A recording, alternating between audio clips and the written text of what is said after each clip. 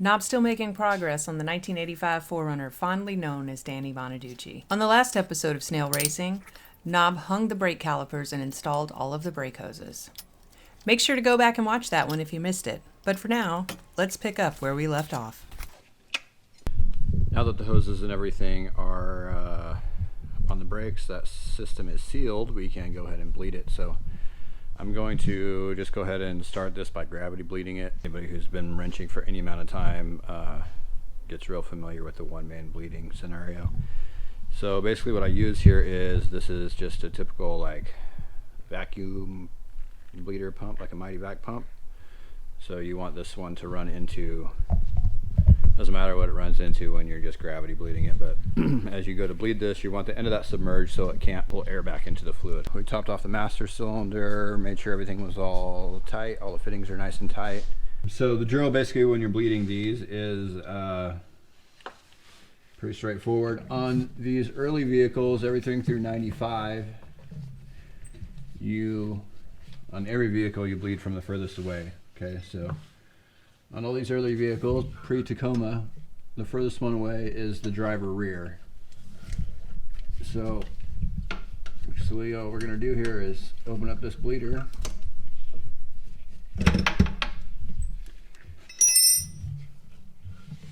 And we'll wait. What do you do when the power go out? I don't know what you do, but we just sit there and wait.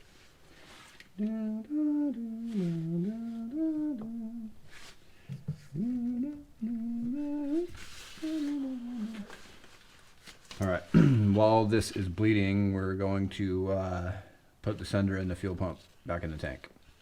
We're going to go ahead and get the tank put back together so it's ready to go back in. We're going to wait on that one fuel hose to show up before we go ahead and put the tank back in the truck. But I'll show you what we've got going on here real quick. This is for the tank cradle piece.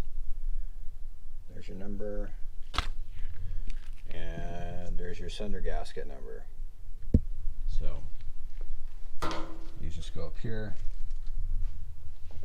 This guy actually has a preferred spot.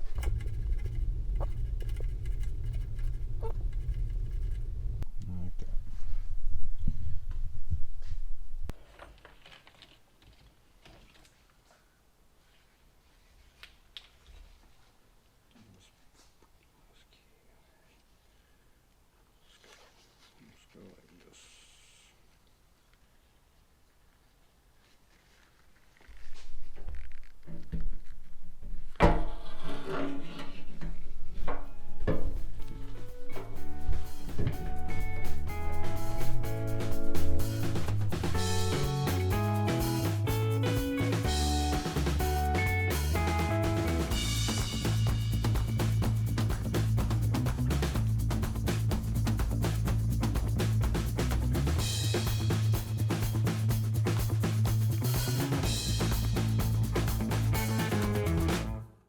And that's what that looks like.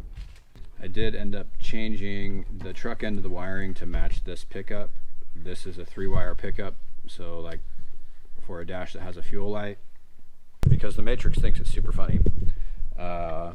All these parts came out of a truck being advertised as an 88. Either way, it was an independent truck that was being parted out. So the dash that I bought should have had the fuel light in it. The 85 isn't wired for the fuel light. I was going to let it go, so I spent an afternoon putting the wire in there, make sure I would have the fuel light. And then the cluster doesn't have a fuel light. So somehow I bought an 85 cluster that came out of an 88. So as the world turns. But anyway, that's pretty much that. This tank isn't perfect. It's got a little bit of a dent in the bottom, but it's not a terrible thing. I have a skid from the other truck that was dented that I could possibly put in there, but the drop bracket piece that goes right here, I don't have the right one, so I either need to chase one or make one or just skip it. I went ahead and put in the cable release. The 85 was key only. Gas door handle.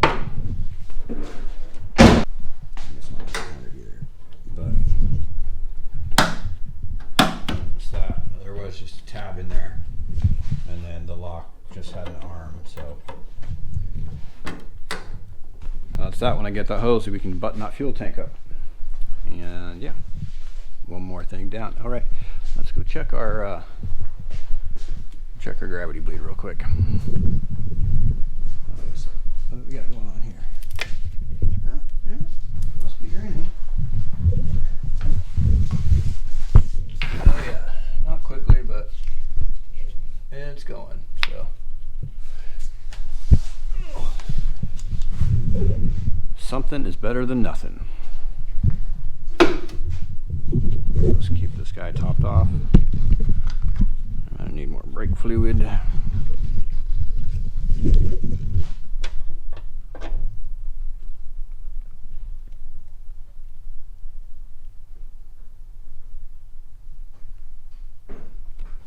So I told you I found that piece of fuel hose, and it's spec'd as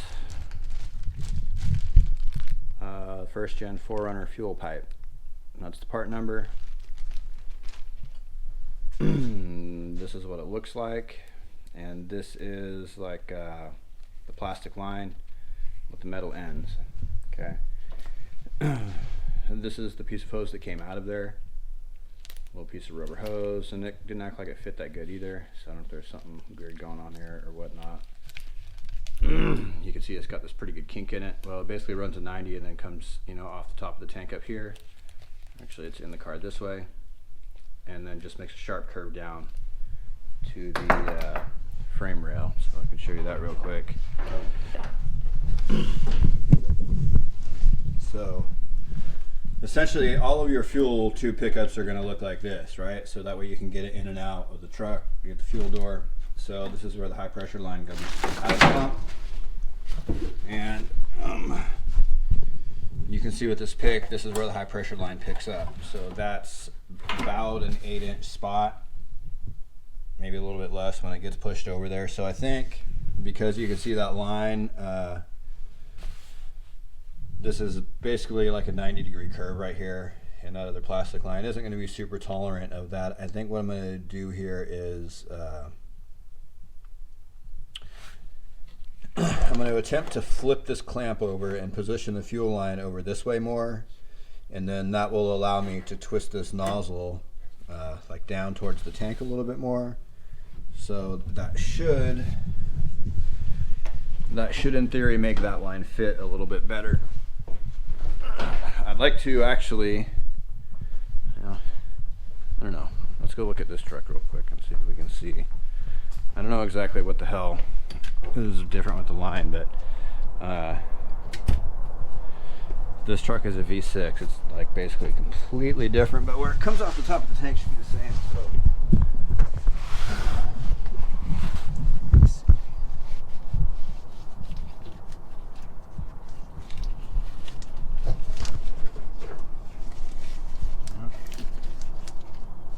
this one feels like it's essentially the same. This comes off the top of the tank, runs over to the frame rail. Yeah. Looks like it's essentially the same exact hose setup on that one. So I don't know. That's what I get. Engineers don't actually work on these trucks. They just build new parts and call it a day. So probably what happened was this piece got actually discontinued for the sake of the 4Runner, first gen 4Runner. And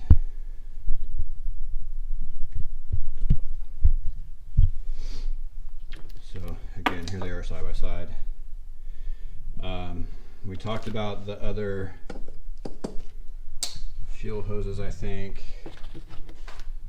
This is the one that runs from the rail to the filter, or from the frame rail. This is where it goes to the frame rail and then over to the filter like that. And this is the one that goes from the injector rail to the filter. All right, so neither of those are any longer available from the dealer. So what I ended up doing was, I mean, I'm just kind of in this deep anyway, I might as well do it. I went and bought some AN stuff to rebuild these lines, so we'll just go to a -6 with some adapters. So yeah, what I'll do is just build those up. This is pretty basic stuff. Here's your banjo, 12mm banjo swivel, which will go directly to the filter. This is a 14 to -6 adapter. That's what's going to go into the fuel rail itself, and then I'll adapt the hose off flat. And then that's it, just a regular swivel end for the other end. And what you don't see here is I have a female 14 by 1.5 to go from, we're essentially going from that to the -6 so that we can get onto the male nipple piece of the fuel line. So what I'm going to do is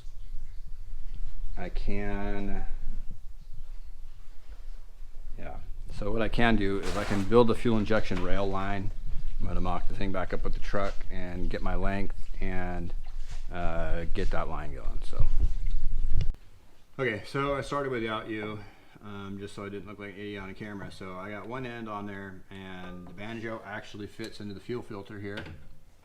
Now I'm going to put the manifold up and show you how this other line will run.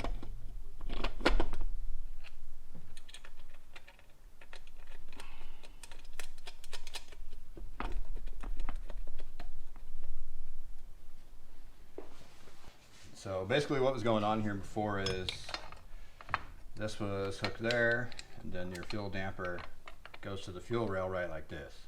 Okay, so later on, and on other vehicles, Toyota just completely went away from the damper. So I don't know, engineered, right? Okay, so instead of having the fuel damper on the fuel rail, what we're going to do is use this adapter. See that? This end's 14 1.5. That's your -6. We'll just go on the rail. There's a banjo that goes on here as well, but we're just demonstrating. So that will go like that.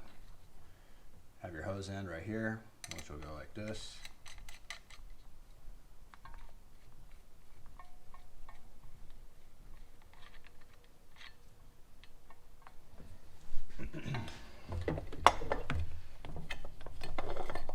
This guy will sit like that.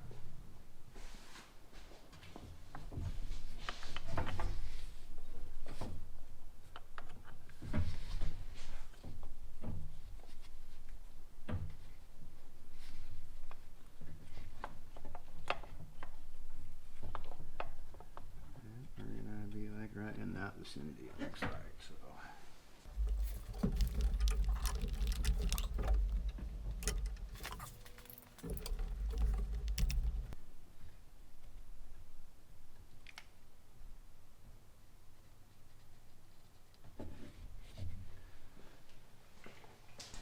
alright. So there's that line. Yeah, I scratched it. Runs like that. And can you see it up in here, right here, and then runs across to the filter right there. It's pretty unobstructed, so the other line is going to have to go from right here to right here. And I'm going to be able to sort of build that line because I'm missing that other adapter, but I can put that one line on. I can show you that real quick. So if you've never built your own hoses before, this is pretty straightforward. Normally this is called stainless steel braided hose because of the braids on the outside, but it's also steel braided on the interior. So with a stainless steel style especially, you need to get a zip wheel, and that's what I was doing at market. Tape it, cut it with a zip wheel. The way these fittings go on there is, this is a two-piece fitting. It's got a thread and a nipple, and that little nipple goes into the end of the hose. This collar actually sits down over the edge of the hose, and then as it screws onto the other piece, it pressure fits the hose together. The worst part of this is getting this guy onto this guy, because when you cut these, you know how it is, like it will want to splay a little ways. So what ended up working pretty good with that other one was just kind of put a piece of heat shrink on the end of this to get it to, like you know, kind of shrink down and cone down a little bit, and then this was able to slide on there relatively easily. So some of this I'm sure is easier to do than other brands or whatever, but you can see that pushed on there relatively quickly and easily. And then you just want to work it down a little ways to where that nipple can get in there. Lick it. just basically like that, and then this guy will thread back up on there.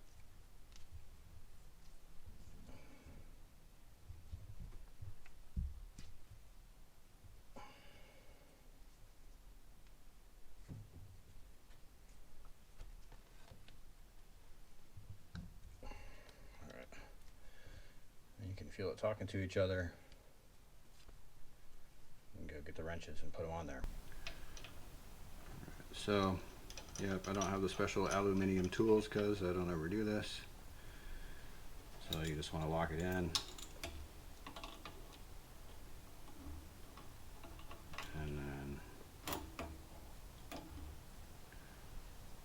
just crank it down. Threads into itself, and as it threads in, it's pinching that hose to the bottom of this little bevel. And because these are aluminum, you want to be careful you don't tweak them. You saw I scratched that other one, got the wrenches too close. But yeah, the whole point of the special wrench is so you don't scratch your aluminum.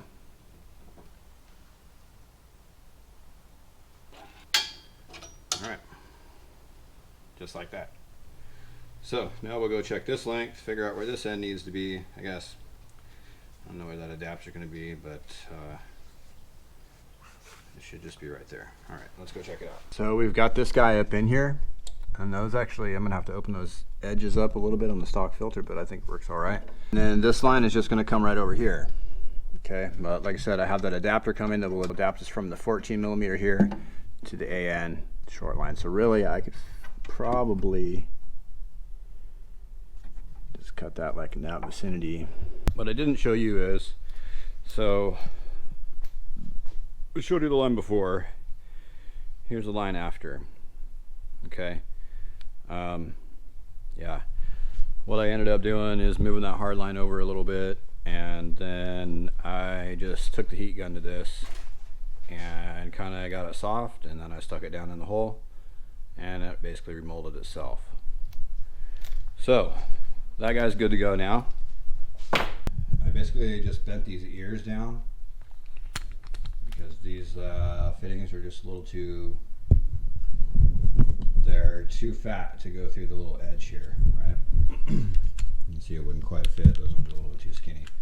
But now, that looks good. So with that, I am going to be able to get the tank bolted up. The other fitting is not going to be here tomorrow, unfortunately. But in the interim of that other fitting getting here, I should be able to get the rest of the intake on. I have the rest of the, I have all the coolant hoses, all the throttle body hose stuff that all goes in here. I think you saw the header already, so I can get the header on. The reason that we put a header in this, honestly, I think the header is the best bang for the buck for the stock 22R. The cast manifold, they don't flow good, they suck heat, they crack, they're terrible. So the picture of the manifold, I'll show right here real quick, is your typical 22R, cracked, broken manifold, shittily welded back on there, you know, leaks. Like, the one thing, if you have a manifold leak right there, it's leaking basically right onto the oxygen sensor, so that's killing your gas mileage. Because they're just not very tolerant of any sort of exhaust leak anywhere near the oxygen sensor. So anyway, I dug the head pipe out of the way, and while I was digging the head pipe out of the way, I noticed that the rest of the exhaust was literally just falling apart. Not the same size pipe, just, I don't know. I don't know, just don't do that. Don't do like that. So next step is going to be getting the tank mounted finally, and then getting the rest of the coolant plumbing so I can get this thing ready to run. I need to figure out something with cleaning the injectors.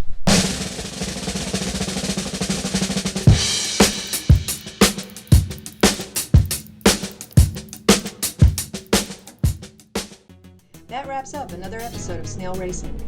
Thank you for watching. Please make sure to like and subscribe.